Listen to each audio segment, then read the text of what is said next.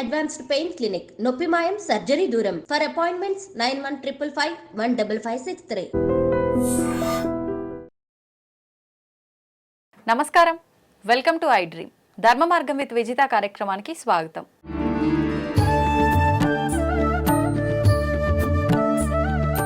ప్రస్తుతం మనతో పాటు ఉన్నారు ప్రముఖ ఆధ్యాత్మికవేత్త, ప్రముఖ జ్యోతిష్య పండితులు సుభాష్ శర్మ గారు. ఇప్పుడు వారితో మాట్లాడిద్దాం. నమస్కారం గురుగారు. శ్రీమాత్రే. గురుగారు, అమావాస్య ఈసారి వచ్చే ఈ అమావాస్యని మౌని అమావాస్య అంటారని చెప్పి విన్నాను. నిజంగా ఈ అమావాస్య ప్రత్యేకత ఏంటి? ఇప్పుడు కుంభమేళా జరుగుతోంది, ఆల్రెడీ మహాకుంభమేళా. ఆ రోజున ప్రత్యేకించి అక్కడ కూడా చాలా రకాల విధి విధానాలు జరుగుతాయని, పెద్ద పెద్ద ఋషులు అలాంటి వాళ్ళు కూడా కొన్ని వేల సంవత్సరాలు ఉన్న వాళ్ళు అక్కడికి వచ్చి స్నానం ఆచరిస్తారని విన్నాను. అంటే ఇది చాలా పవిత్రమైన అమావాస్య అని చెప్పి అర్థమవుతోంది ఇదంతా వింటుంటే. చాలా విశేషమైనటువంటి. మరి సామాన్యులంతా ఈ రోజుని ఏ రకంగా ఉపయోగించుకోవచ్చు అంటారు? ఇక్కడ ఈ అమావాస్యకి ఎందుకు ఇంత ప్రాధాన్యత అంటే గనక, పుష్యమాసంలో వచ్చేటటువంటి అమావాస్య మౌని అమావాస్య, చొల్లంగి అమావాస్య, రెండు రకాలైనటువంటి అమావాస్యల పేర్లతో పిలుచుకుంటాం. ఇక్కడ మౌని అంటే సంస్కృతంలో అర్థం ఏంటి అంటే నిశ్శబ్దము అని అర్థము. అంటే ఆ రోజున మౌన వ్రతాన్ని పాటించడం ఒక పద్ధతి. అంటే జీవిత కాలంలో మనం ఒక్కరోజు మౌనం పాటిస్తే మన జీవితంలో ఒక రోజు ఆయుష్ పెరుగుతుంది అని శాస్త్ర ప్రతీక. అందుకే పూర్వకాల ఋషులు సంవత్సరాల పాటు ఎవరితో మాట్లాడకుండా దీక్షలో ఉండేటటువంటి వారు, ధ్యానంలో ఉండేటటువంటి వారు, తపస్సుతో ఉండేటటువంటి వారు. అందుకే వాళ్ళ యొక్క ఆయు ప్రమాణం చాలా ఎక్కువ శాతంగా ఉండేటటువంటిది. అంటే మనం ఎంత తక్కువ మాట్లాడితే మన ఆయు ప్రమాణం అంత పెరుగుతుంది. దీని సైంటిఫిక్ రీజన్స్ ఉన్నాయి, శాస్త్ర ప్రామాణికం కూడా ఉంది. అందులోనూ ఈ మౌని అమావాస్య చాలా పరమ పవిత్రమైనది. ఎందుకు అంటే కుంభమేళలో మనకు స్నానం ఆచరించేటటువంటి రోజులు కొన్ని ప్రత్యేకంగా చెప్పడం జరిగింది. భోగి రోజున ప్రారంభమైంది. ఆ రోజు పౌష్య స్నానం అని చెప్పి చేస్తూ ఉంటారు. అలాగే మకర సంక్రాంతి రోజు స్నానము సంక్రమణ స్నానం అని చెప్పి చేస్తూ ఉంటారు.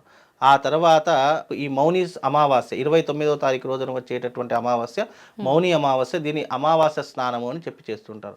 తర్వాత వచ్చేటటువంటిది వసంత అంటే మాఘ స్నానము, అంటే వసంత పంచమి రోజున చేసేటటువంటి మాఘ స్నానం అని చెప్పి చేస్తూ ఉంటారు.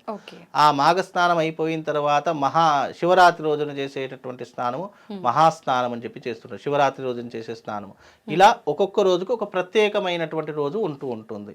ఇప్పుడు ఈ మౌని అమావాస్య రోజున చాలా మంది, మీకు తెలుసో తెలియదో కానీ మీరు చూసుంటారో లేదో, దాదాపు 3 లక్షల మంది సన్యాసిగా మారిపోయినటువంటి దాఖలాలు ఉన్నాయి. అది చాలా వెబ్సైట్లో వచ్చింది, చాలా ఈ ఇంటర్నేషనల్ పత్రికా మీడియాలో కూడా వచ్చేసింది. అంటే ఎందుకు అని అంటే గనక, ఈ యొక్క 12 సంవత్సరాల తర్వాత వచ్చే ఈ మహాకుంభమేళ 144 సంవత్సరాల తర్వాత వచ్చినటువంటి అద్భుతమైనటువంటి కుంభమేళ. కుంభం అంటే పూర్ణంగా ఉన్నటువంటిది, మేళ అంటే అందరూ ఒక చోట కలిసి ఉండేటటువంటి దాన్ని మేళ అంటారు. అంటే అందరూ కలిసికట్టుగా ఉన్నటువంటి ఒక ప్రదేశంలో చేసుకునేటటువంటి స్నానములే కుంభ స్నానము అని అంటూ ఉంటారు.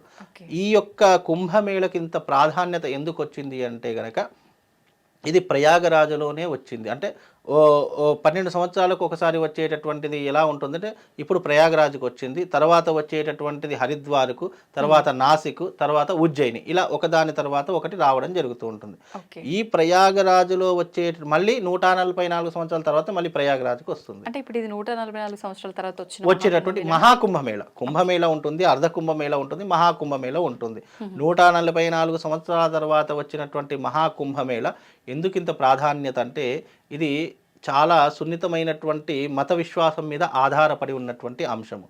జనాల యొక్క విశ్వాసం ఏంటి అంటే గనక, మహాకుంభమేళ అనేటటువంటి దాంట్లో స్నానం ఆచరిస్తే ముక్తిని పొందుతాము, మళ్ళీ జన్మ అనేటటువంటిది ఉండదు, జన్మ రాహిత్యాన్ని పొందుతాము. అలాగే ఈ మహాకుంభమేళలో ఏదైతే స్నానం ఆచరిస్తామో చాలామంది పాపాలు తొలగించుకోవడానికి, పుణ్యాన్ని సంపాదించుకోవడానికి, శివుడి యొక్క అనుగ్రహాన్ని పొందడానికి, ఇలా ప్రతి ఒక్కరు తమ యొక్క నాలెడ్జ్తో వెళుతూ ఉంటారు. ఇక్కడ కేవలం రాష్ట్రం కాదు, దేశం కాదు, ప్రపంచ నలుమూలల నుంచి ఎంతోమంది స్వామీజీలు, తర్వాత వచ్చే సాధు సంతువులు, అఘోరీలు, నాగసాధువులు, ఇలా ఒకరు కాదు అందరి తరఫున ప్రతి ఒక్కరు కూడా రావడం జరుగుతుంది. ఈ కుంభమేళలో చాలామంది అఖాడీలుగా మారిపోతూ ఉంటారు. ఇప్పుడున్నటువంటి ప్రస్తుతం ఎందుకు అఖాడీలుగా మారిపోతున్నారు అని అంటే కనుక, జీవితం మీద విరక్తి చెందినటువంటి వాడు, జీవితంలో అన్నీ చూసేసినటువంటి వాడు, ఇక జీవితం ఇంతతో నా జీవితం అయిపోయింది, ఈ మిగతా జీవితం అంతా కూడా భగవంతునికి లీనమైపోవాలి, భగవంతునికి అంకితం చేయాలి అనేటటువంటి దాని నుంచి పుట్టినటువంటిదే ఈ సన్యాసి తత్వము. ప్రతి ఒక్క మనిషి జీవితంలో గృహస్థాశ్రమం ఉంటుంది, బాలాశ్రమం, గృహస్థాశ్రమం, సన్యాసాశ్రమం.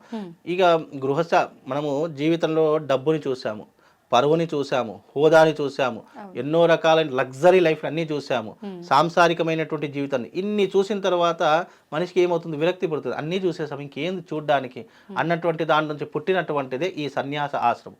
ఇక వాళ్ళు ఒక్కసారిగా సన్యాసం తీసుకున్నారు, అఘోరీగులుగా నాగసాధువులుగా మారిపోతున్నారంటే వాళ్ళు అఖాడీలో చేర్చేసుకుంటారు. అఖాడీ అంటే మనం చిన్నప్పుడు చదువుకోవడానికి స్కూల్ ఎలాగైతే ఉండేటటువంటిదో, మనకు విద్యాభ్యాసాలు ఎలా అయితే నేర్పించారో, అఖాడీలో ఏ విధంగా నాగసాధువులు ఉండాలి, ఏ విధంగా అఘోరుల యొక్క ప్రవర్తన ఉండాలి, అదే రకంగా ఏ రకమైనటువంటి జీవన విధానం ఉండాలి అనేటటువంటి నేర్పేటటువంటిది ఆఖాడీ సంస్థ. అలా ఆఖాడీ సంస్థలో దాదాపు 3 లక్షల మంది చేరారట. ఆ 3 లక్షల మంది ఎవరు, మనలాంటి మనుషులు కాదు. ఐఏఎస్లు, ఐపీఎస్లు, డాక్టర్సు, ఇంజనీర్సు, తర్వాత పెద్ద పెద్ద బిజినెస్ మ్యాగ్నెట్లు, ఇలా ఎంతో మంది గొప్పనైనటువంటి వాడు ఆఖాడీలో చేరారట. చదువుకున్న వాళ్ళే, చాలా చదువు, కేవలం మన దేశం కాదు, దేశ విదేశాల నుంచి వచ్చి చేరారట.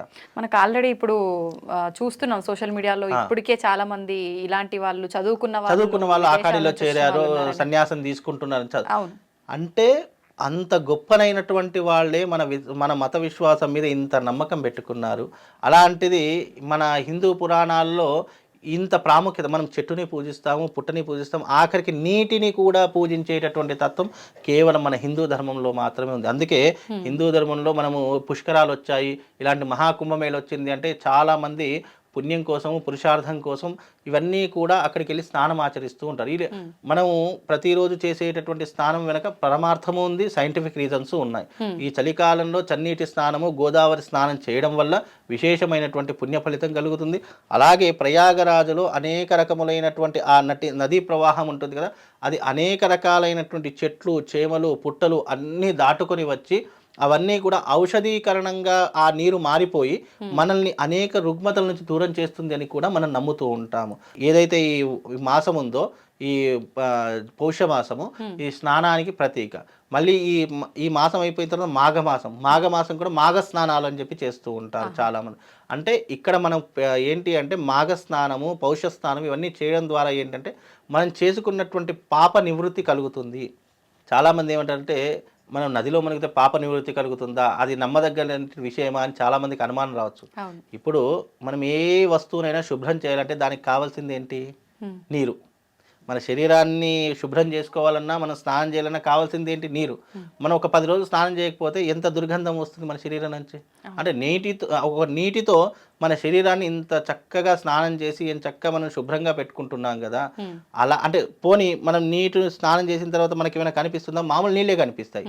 అలాగే ఇలాంటి గొప్పనైనటువంటి సమయంలో ఆ యొక్క నదిలో సంగమ తీరంలో స్నానం చేయడం వల్ల మళ్ళీ సంగమ తీరం నర్మదా నది ఒకటి, తర్వాత గోదావరి, గంగా, ఈ 3 పాయలుగా కలిసినటువంటి తీరమే సంగమ తీరం ప్రయాగరాజు. అక్కడ ఆ నదిలో స్నానం ఆచరించడం వల్ల పాపాలు కూడా తొలగిపోతాయని మత విశ్వాసం. ఇది అంధవిశ్వాసంగా పురాణాల్లో చెప్పినటువంటిది. ఎందుకు, మనము మామూలుగా భగవంతుడి యొక్క తత్వం ఎలా ఉంటుంది అని అంటే, భగవంతుడు ప్రతి అణువులో మనం భగవంతుని చూస్తాము. అలాంటి భగవంతుడు కూడా ఆ యొక్క నదిలో దిగి స్నానం ఆచరించి మళ్ళీ తన లోకానికి వెళ్ళిపోతాడని చెప్పేసి కూడా అక్కడ చాలా మట్టుకు విశ్వసిస్తూ ఉంటారు. అంటే భగవంతుడు చూస్తే చాలు, భగవంతుని ముట్టుకుంటే చాలు అని అనుకునే మనము ఆ భగవంతుడి అంటే పరమాత్ముడే అక్కడికి వచ్చి స్నానం ఆచరించినటువంటి నదిలో మనం స్నానం చేయాలని ఎంతమందికి ఉండదు చెప్పండి. అందుకే ఆ భగవంతుడు అదిగా నది కాదు, ఒక తీర్థజలము. ఆ తీర్థజలంలో మనం మునిగాము అంటే మన జీవితం ఎంత ధన్యమైపోతుంది. అందుకే ప్రతి ఒక్క హిందూ, ప్రతి ఒక్క పరమాత్ముని నమ్మినటువంటి ప్రతి ఒక్కరూ ఈ కుంభమేళను ఆస్వాదించాలి. ఈ కుంభమేళకు వెళ్ళి తప్పకుండా స్నానం చేయాలి. కేవలం పాపాలు పోవడానికనే కాదు, ఈ కుంభమేళ మళ్ళీ మనకు 12 సంవత్సరాల తర్వాత రాదు. మళ్ళీ ఇంత గొప్పనైనటువంటి 144 సంవత్సరాల తర్వాత వచ్చే కుంభమేళ మళ్ళీ మనం 100 సంవత్సరాలు బ్రతకలేం కదా, మళ్ళీ చూడలేము. మళ్ళీ ఇప్పుడు కాకపోతే 12 సంవత్సరాలకు వెళ్ళొచ్చేమో. ఆ 12 సంవత్సరాల వరకు నా జీవితం ఏంటో నాకే తెలియదు, రేపేం జరుగుతుందో నాకు తెలియదు, రేపు ఉంటానో పోతానో కూడా నాకు తెలియదు. కాబట్టి ఉన్నప్పుడు వినియోగించుకోవాలి. ఉన్నప్పుడు కుంభమేళకు వెళ్ళి చక్కగా పరమాత్మని దర్శనం చేసుకొని పరమాత్మని పైన మన మనస్సు లగ్నం చేసి ఒక్కసారి అక్కడ మునిగి వస్తే చాలు, మన జీవితం ధన్యమైపోతుంది. నిజంగా కుంభమేళలో ఉన్నటువంటి గొప్పతనం ఇంకా దేంట్లో లేదు. మనం విశ్వసించడం కాదు, దేశ విదేశాల వాళ్ళే విశ్వసిస్తున్నారు కదా. సైంటిఫిక్ రీజన్స్ లేకపోవడంతో వాళ్ళేమి పిచ్చోళ్ళలాగా వచ్చి ఆఖాడిలో కలవరు కదా, భగవంతుడు ఉన్నాడు అని చెప్పేసి నమ్మరు కదా, విశ్వసించరు కదా. అంతటి గొప్ప గొప్ప చదువుకున్నటువంటి సైంటిస్టులు డాక్టర్లే వచ్చి ఆఖాడి అంటే సన్యాసం తీసుకుంటాడు, పరమాత్ముడు ఉన్నాడని నమ్ముతాం. మనం నమ్మకుంటే ఇంకేమైనా బాగుంటుందా? మనం హిందువులం అనిపించుకుంటామా? అనిపించుకోం. అందుకే ఈ అమావాస్య రోజున అందరూ వెళ్ళి మౌని స్నానం అంటే స్నానం ఆచరించుకోండి.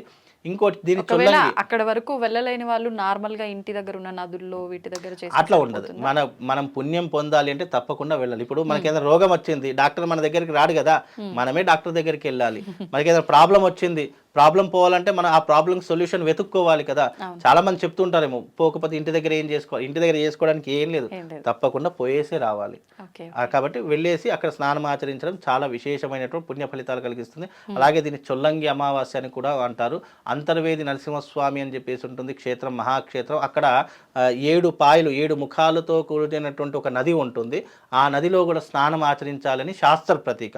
ఆ ఊరి పేరు చొల్లంగి. ఇది తూర్పు గోదావరి జిల్లాలో ఉంటుంది. అక్కడ చాలా విశేషమైనటువంటిది. అక్కడికి వెళ్ళి స్నానం ఆచరించడం ద్వారా కూడా జన్మాల చేసినటువంటి పాపాలు దూరం అవుతాయని చెప్పేసి శాస్త్ర ప్రతీక. అలాగే మనకు మాఘ స్నానాలని ప్రారంభమవుతాయి కదా, అది ఈ అమావాస్య నుండే ప్రారంభమవుతాయి. అలాగే అమావాస్య స్నానం అంటాము, మాఘ స్నానం అంటాము, చొల్లంగి స్నానము అని అంటాము. అలాగే దీని మౌని అమావాస్య, మౌని స్నానం అని కూడా పిలుస్తుంటాం. ఆ రోజున ముఖ్యంగా చేయవలసింది మౌనవ్రతము, దాన ధర్మము, పిండ ప్రదానం అంటే పితృదేవులకు శ్రాద్ధ కర్మలు, పిండ ప్రదానములు, అర్ఘ్య ప్రదానములు. అలాగే ఆ రోజున తప్పకుండా చేయవలసింది శివారాధన. ఇవి చేసుకుంటే మనిషి జీవితంలో అత్యంతమైనటువంటి పుణ్య ఫలితాలను పొందుతారు. ధన్యవాదాలు గురుగారు.